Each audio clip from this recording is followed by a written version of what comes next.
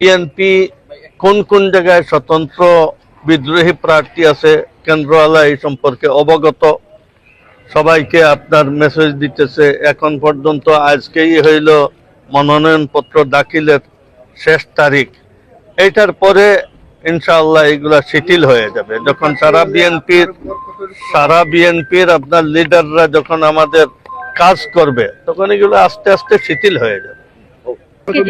এখন যে অবস্থা, এই অবস্থা আগামী 2 সপ্তাহে থাকবে না, যার কারণে আমাদের প্রভাব পড়বে না।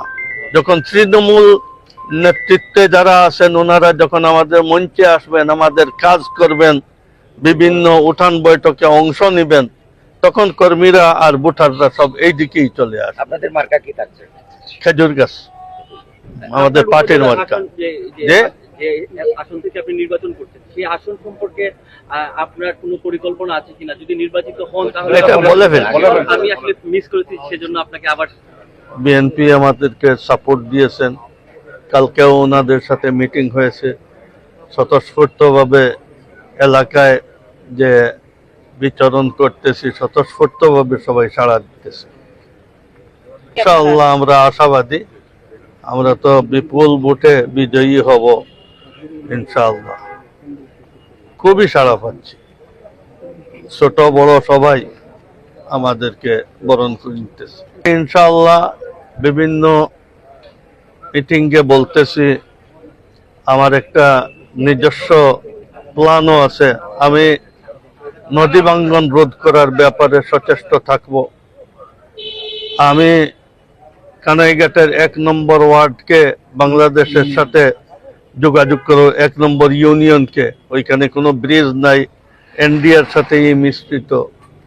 বুরহানুদ্দিন রোড, এরপরে Gachbari Haripur road, 0 point Zakiganj road, আরো যত বড় বড় আপনার রাস্তা আছে, বা হাওরের মাঝখানে যে রাস্তার এই দিক ওই দিক হয়েছে, মাঝখানে সংযুক্তি নাই, এগুলাকে ইনশাআল্লাহ আমি কমপ্লিট করব।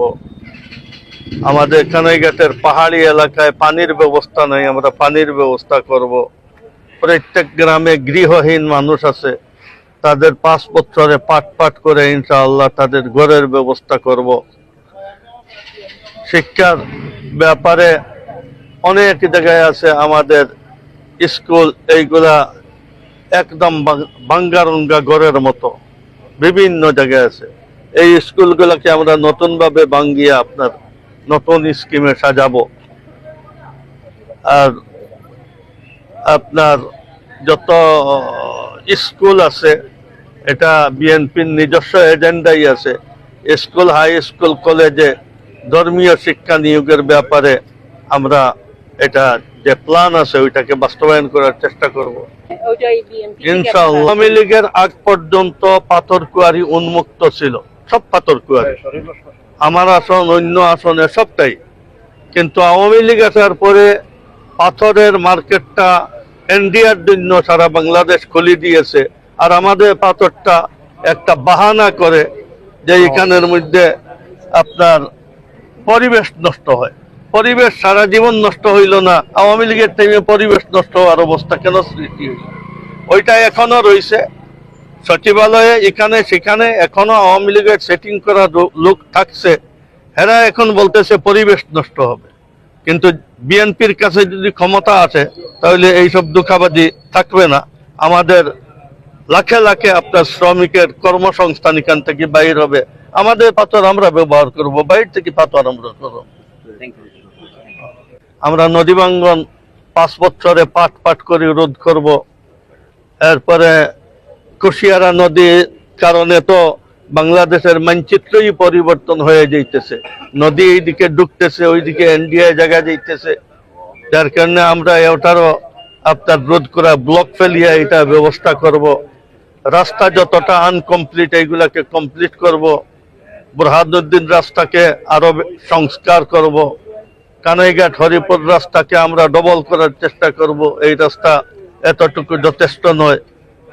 গৃহহীনদেরকে ঘরের ব্যবস্থা করে দেব। আল্লাহ তারা আমাদেরকে ভোট দিবে, আর তাদের মুরব্বীরা যাদেরকে ভোট দিবেন তারা তো এই দিকেই আপনার ভোট দিবে।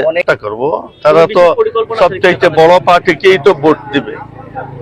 তাদেরকে নিয়ে কোনো বিশেষ পরিকল্পনা আছে কিনা আপনার? হ্যাঁ, পরিকল্পনা আছে আমাদের। তো চেষ্টা করব কর্মক্ষেত্র তৈরি করার, এইসব লোকদেরকে কর্মক্ষেত্র তৈরি করা। আমরা পাথর কুয়ারিকে উন্মুক্ত করার চেষ্টা করব, তখন আমাদের হাজার হাজার মানুষের কর্মক্ষেত্র তৈরি হয়ে যাবে, পুরুষ মহিলাদের কর্মক্ষেত্র তৈরি হবে।